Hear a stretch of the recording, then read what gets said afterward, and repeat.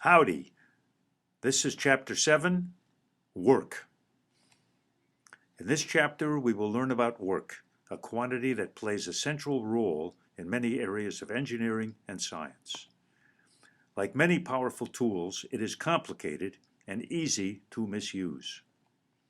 What we may think of as work in everyday language is not what we mean by work. If you stand all day in the hot sun guarding something, you would want to get paid for your work. But as far as physics is concerned, you did not do any work. Excuse me, are you getting paid for what you're doing? Yes. Are you doing work? Yes. This is the Physics Help Desk. Are you getting paid for what you do? Oh, yes. Are you doing work? Yes. This is the Physics Lab Preparation Room. Are you getting paid for what you do? Yes, sir. Are you doing work? Yep. Some students have memorized the formula that defines work as force times distance. In some special cases, this may even give the correct answer, but we need a general definition that is always right. The precise definition of work in physics involves the integral of the dot product of two vectors. Work is the integral from the point r1 to the point r2 of the vector F dotted into the vector dr.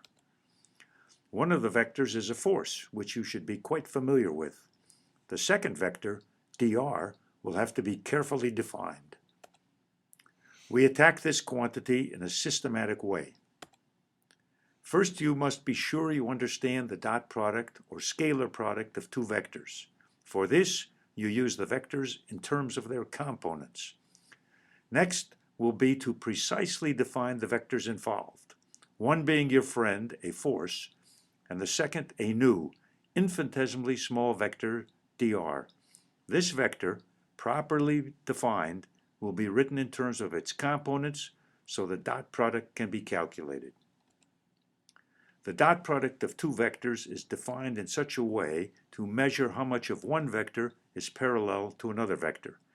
This is good to keep in mind when trying to understand work. On the other hand, when you need to calculate anything, it is the dot product in terms of the components of the vectors that is always more convenient.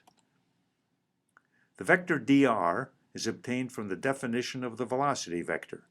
V is dr dt, dx dt times I, dy dt times j. You might ask your calculus instructor why it is legal to effectively multiply by dt to obtain dr. We can really take this to be the definition of the dr vector. Dr vector equals dx times the unit vector I, dy times the unit vector j. Armed with the definition of work, the dot product, the forces in components, and the dr vector, we can calculate work for simple forces and simple paths. Of course, since work involves the scalar product of two vectors, it must be independent of what you define to be the coordinate system. There is another quantity, energy, that is closely related to work. Again, the definition in physics is not the one used in ordinary language. We will find that energy comes in many different forms, and the one that appears in this chapter is called the energy of motion, kinetic energy. E equals 1/2 mv squared. For the case where the only force acting on some object is a constant force, we can use the formula v squared at the end minus v squared at the beginning is twice the acceleration, x at the end minus x at the beginning. This is the formula for constant acceleration.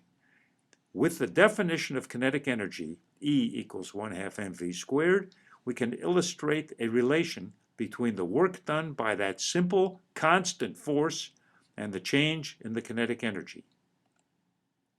It is then shown that this relation between the work done by all the forces acting on an object and the kinetic energy is true in general. It is not just for the special case of constant forces, but, in fact, holds for as long as you carefully include all the forces acting on an object. Properly stated, it is called the work-energy theorem.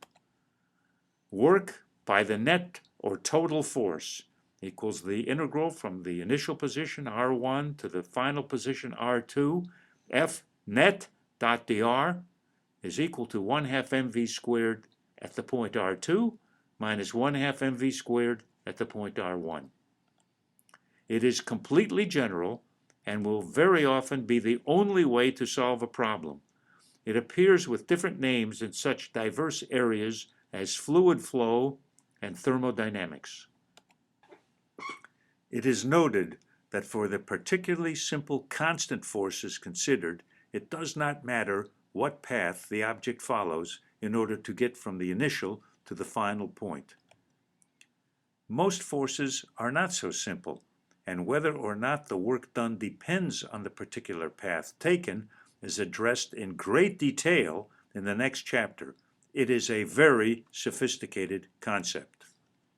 Finally, power is defined at the rate at which work is done, and the units of horsepower and watts are defined. Although we are primarily interested in understanding the basic physics of a problem, it is useful, especially for an engineering student, to have an idea of the size of a unit like a megawatt. Summary. A very important but quite complicated quantity called work is carefully defined for any force as an integral of the dot product of the force and the dr vector. It is shown that the sum of the works done by all the forces acting on an object is equal to the change in the object's kinetic energy. This work-energy theorem is a powerful weapon for solving complex problems in this course and in many other courses engineering students will take. It is crucial that you become a master of calculating work. Gig 'em.